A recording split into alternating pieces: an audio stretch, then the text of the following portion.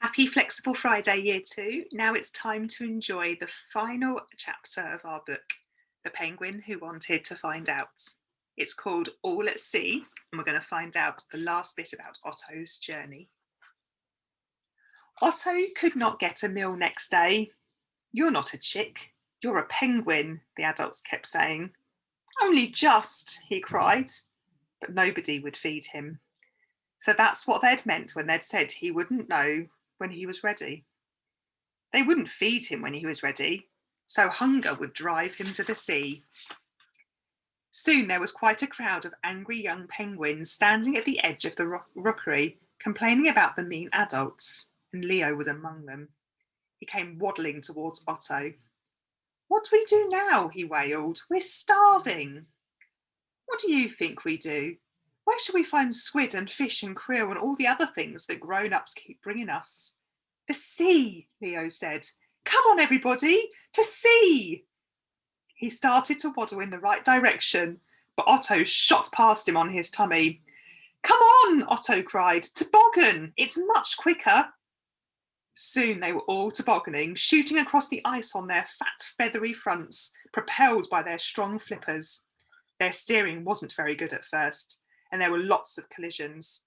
Otto met Josie again by bumping into her. "Whoops, sorry," he said. "Oh, Josie." "Yes, it's me," said Josie. "Isn't this fun?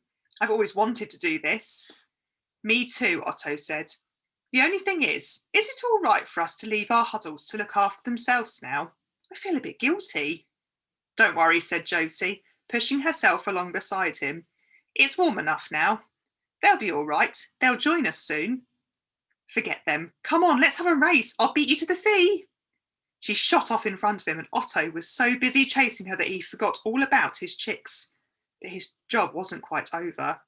When they reached the edge of the sea, all the young penguins bunched together, afraid to go on. It was up to Otto and Josie and the other first chicks to go first. There were 6 of them. They looked at each other. Otto was scared, but he remembered what Claudius had said. Penguins look after each other.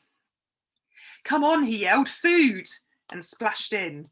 He leaned forward and moved his flippers. Yes, he could swim. In fact, swimming was even faster than tobogganing. Soon he was swimming about on top of the water and calling out to Leo, "Come on, it's easy." Leo and all the others were soon in, but after the joy of finding that they could swim, they began to remember something. "Well, where's the food?" one of them shouted. "Underneath you," replied Josie. "We have to dive for it, like this." And she disappeared head first. The others copied her. Otto decided that this was the best bit yet, swimming underwater. It was so interesting down there. He wasn't hungry very much longer. He met a fish, opened his beak and swallowed it. He went to the bottom and saw something moving under a rock. He grabbed its leg and pulled. Well, now he knew what a squid looked like. That went the same way as the fish. After a few krill, he torpedoed back up to the surface. It was quite a long way up. He was just going to start swimming back to the beach when he saw Josie. She was looking up at a cliff of ice. Suddenly, she dived into the water and disappeared. And perhaps she was still hungry. But when she came up again, and up was the word, she leaped clean out of the sea and right up the cliff. "Be careful," Otto shouted, but he needn't have bothered. Josie looked down at him from the top of the cliff, where she had landed, and shouted, "You can do it, Otto. My father told me about this. It's Penguin's Leap. You're a penguin, aren't you?" Otto needed no more urging than that. He tried to leap, but fell back with a splash. Josie laughed at him. "That's not the way," she shouted.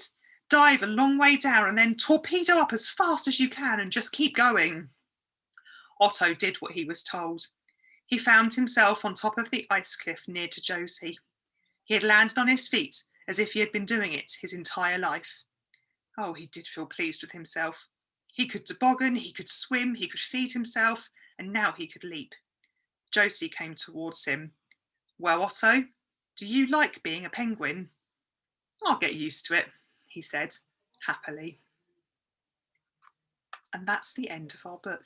I really hope you enjoyed the story, and I can't wait to read you the story next week for our new book talk. Bye.